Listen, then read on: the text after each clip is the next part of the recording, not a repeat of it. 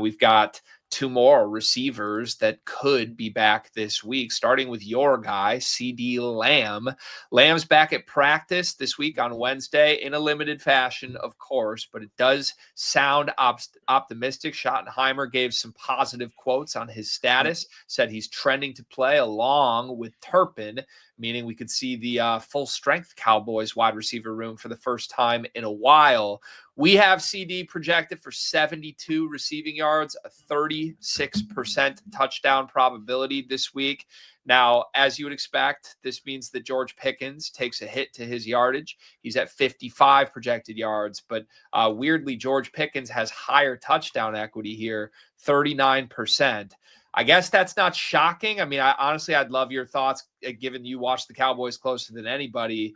He has a 5-game touchdown streak, although so much of that has happened without CD. Are you surprised to see Pickens projected more likely in the end zone than Lamb?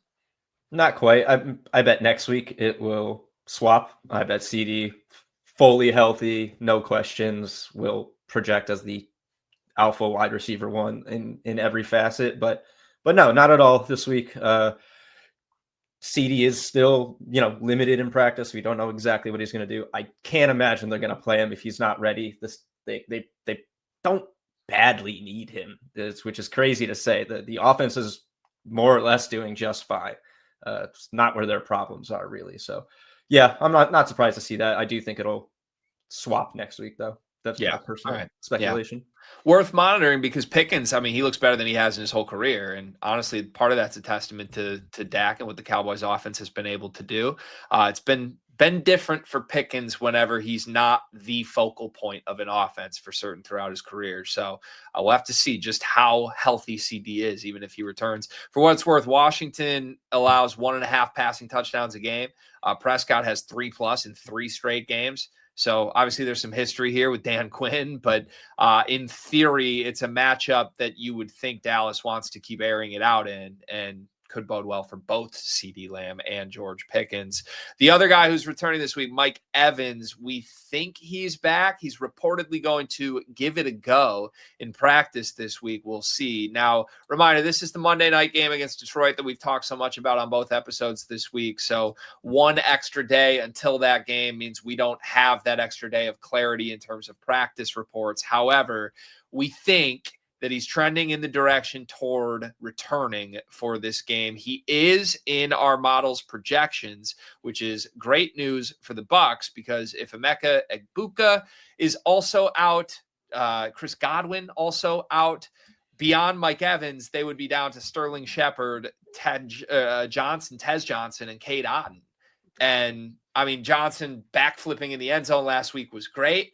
Now that the jury's out on him being a deep ball threat and not much else, I don't know how much success he would have unless they have a primary possession-based receiver. Egbuka served really nicely in that role without Mike Evans, but if Evans is back, you have to imagine a pretty large workload for him. Our model immediately projects him for 65 receiving yards, a pretty large 45% touchdown for a probability for anytime touchdown. I mean, that's ahead of both of our Dallas receivers that we just talked about. So even though Mike's a little banged up, that's still pretty high for a guy that's coming off of an injury. And reminder, when Egbuka, even with him healthy, Mike Evans was still seeing awesome volume. He had 8 or more targets in the first 3 games. Now you take Egbuka out of that equation. I would think Mike Evans gets an even larger workload than he did in the first 3 weeks, as long as he is available for this game. Yeah, double-digit targets incoming probably for Evans, especially if, not especially. Godwin is out, Egbuka's out. He's going to be the one. And hopefully he'll get his spots. How much he can do as pretty much probably the only focal point in the passing game might have to temper your expectations there in his first game back. But he'll certainly be targeted, I would imagine.